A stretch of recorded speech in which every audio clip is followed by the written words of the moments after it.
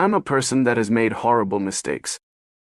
I've been carrying this massive weight of guilt around for months now, and I can't shake the feeling that I'm completely trapped by the decisions I've made. It started so innocently, or so I thought. One rainy day back in April 2024, I downloaded an online casino app, mainly out of boredom. I didn't think much of it. I remember having a few extra dollars to spend, so I figured, why not play a bit? The shocking part is that on that very first day, I won over $3,000. I still recall the rush and excitement, that sense of triumph. It felt like a sign that maybe I had stumbled onto a way to make easy money. For a while, it seemed harmless. I'd log in sporadically, maybe a couple of nights a week. I even convinced myself it was just a casual pastime. Not a big deal. Sure, I'd lose sometimes, but I'd also win. It didn't feel out of control. But everything took a darker turn around September 2044. That's when my financial pressures became glaringly obvious, and gambling shifted from a casual game to what felt like my only way out. 2 years earlier, I had taken out a parent plus loan totaling $87,000 to help my daughter attend her dream college in New York City. This was a huge leap of faith on my part, but I believed in her and wanted to support her passion for education. Initially, things looked promising. My daughter moved into a dorm, made a ton of friends, and assured me that her first semester was going splendidly. She even told me her grades were above average. By the time her second semester rolled around, she was still telling me everything was fine, that she was doing well academically, thriving socially. I had no reason to doubt her. I wanted so badly to believe that my sacrifices were worth it, that this large loan was enabling her to build a bright future. Then came the start of her third semester. She called me in a panic one day, saying she couldn't access her student email. Something about being locked out. I suggested she call the college's tech support. Maybe there was a glitch or some oversight. She did. And that's when we discovered the awful truth.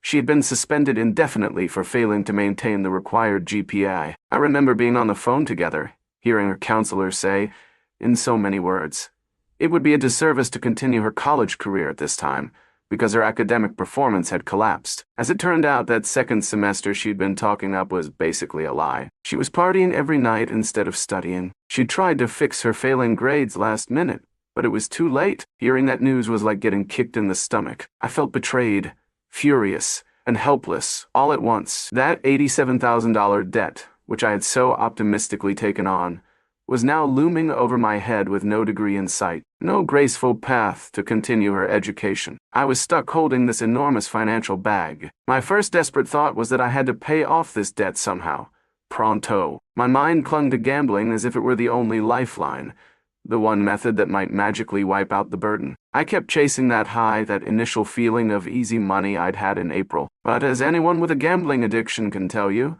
the house almost always wins eventually. Instead of solving my problems, I dove deeper into them. By now, I've lost more than I ever won. In fact, I've lost so much that I'm facing eviction from my home, and my car is on the brink of repossession. It's gotten so extreme that I borrowed from literally everyone I could.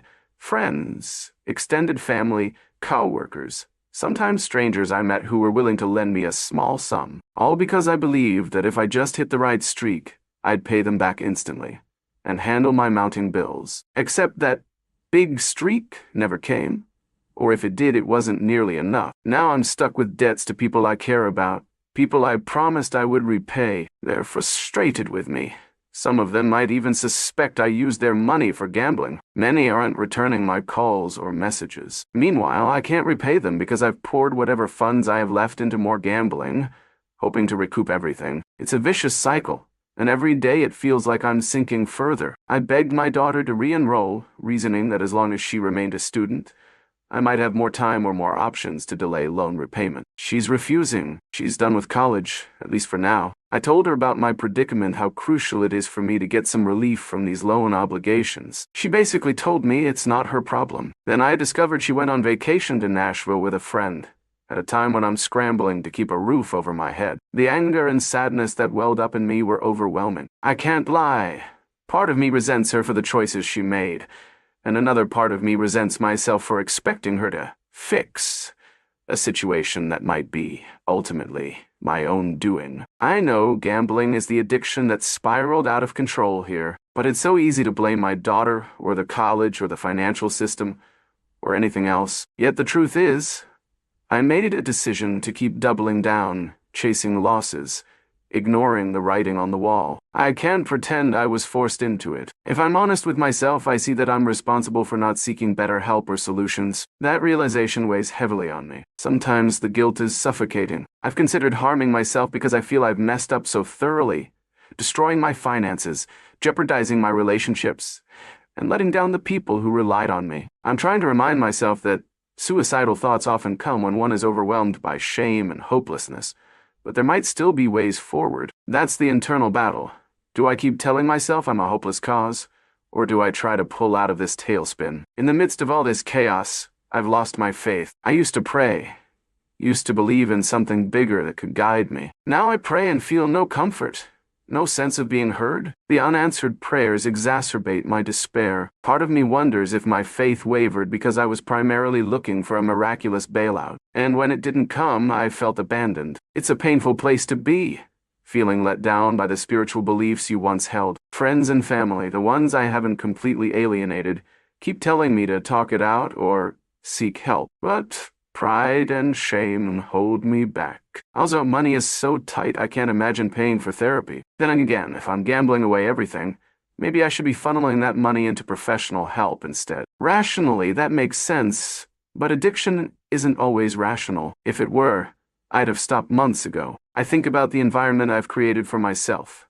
Incessant check-ins on online casino apps, scouring forums for tips or winning strategies, obsessively updating my email to see if a new promotion code might help me spin the wheel a few more times. This routine has eaten up my evenings, nights, weekends. Meanwhile, the real problems, bills, eviction notices, repossession threats, are piling up unaddressed. My mind is caught in a loop of trying to fix my financial catastrophe with the very method that contributed to it in the first place. It's a cycle that only deepens the crater. And my daughter. I'm furious with her for partying her education away, furious that she's on vacation instead of helping me figure something out. But a part of me knows she's young and maybe naive. She might not grasp the gravity of an $87,000 debt, or the concept that skipping classes can lead to academic suspension. She might be in her own bubble of denial or self-discovery. Maybe it's not fair of me to expect a 19 or 20-year-old to bail me out of the hole I dug, especially since I was the one who pinned my hopes on her continuing school. That doesn't lessen my pain, though. It doesn't change the fact that I'm facing eviction and she's off having fun, apparently unconcerned. I swing between anger, disappointment, and guilt. Anger at her for making me feel abandoned. Disappointment in myself for letting gambling drown me in debt. Guilt that I've effectively wasted tens of thousands of dollars with no tangible benefit to show for it. I also realize I might be lashing out at her because it's easier than fully acknowledging how I let this addiction get out of control. Sometimes I look around and see people with normal lives, paying their rent on time, saving for vacations, going out with friends occasionally. I wonder why I can't have that stability. Then I recall that I once was on a more normal path, but I veered off the moment I tried to fix everything with big, risky wagers. The moral of my story at this point is that there's no magical cure. Even if I suddenly won a big jackpot, the underlying issues, my addictive tendencies, my daughter's academic failures, our strained relationship, would still be there. The money alone wouldn't solve the deeper rifts or the emotional toll. But yes, I'd still probably welcome that money because I'm drowning financially, and that's the honest truth. I'm not looking for pity. I know some might read this and think,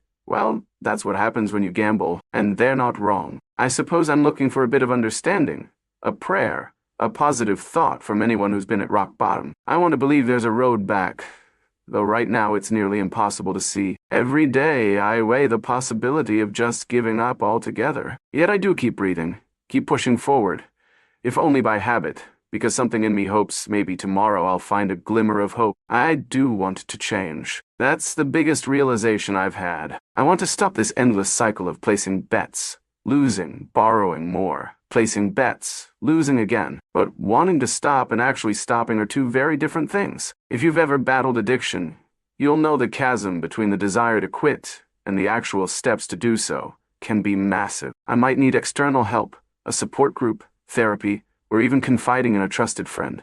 someone who can hold me accountable. Doing it alone feels near impossible. I also need to figure out how to handle my resentment towards my daughter. I can't force her back to school if she doesn't want to go. Even if she did go, it might not solve everything now that her academic record is tarnished. The real question is how to rebuild a healthier dynamic between us. One where we can communicate without blame or resentment overshadowing every conversation. That might require us both to do some healing. For now, my daily life is overshadowed by eviction threats, noticing every sound in case it's the repo man coming for my car, and the gnawing emptiness in my bank account. If there's any sliver of positivity, it's that I can't sink much lower than this. Maybe that means there's only one direction left. Up. If I can find a reason to believe in second chances, or if I can muster the courage to reach out to resources specifically designed for gambling addiction, perhaps that could be my starting point. My prayers, though they feel hollow, might eventually lead me to some spiritual or emotional support system. I can at least try to remain open to that possibility. I'm deeply sorry for the people I've hurt along the way.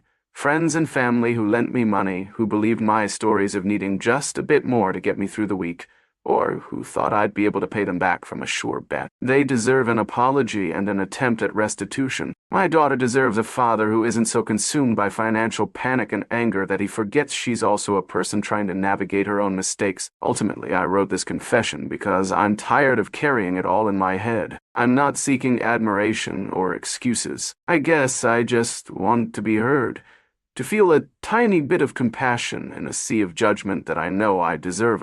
And if anyone out there is reading this, maybe pray for me. Send some positive thoughts. Maybe with enough support I can find the strength to break the cycle, to step away from the casino apps, to address the massive debt in a more constructive way, and to mend at least some of the relationships I've damaged. It's a long shot, I know, but I'm clinging to that chance with what little hope I have left.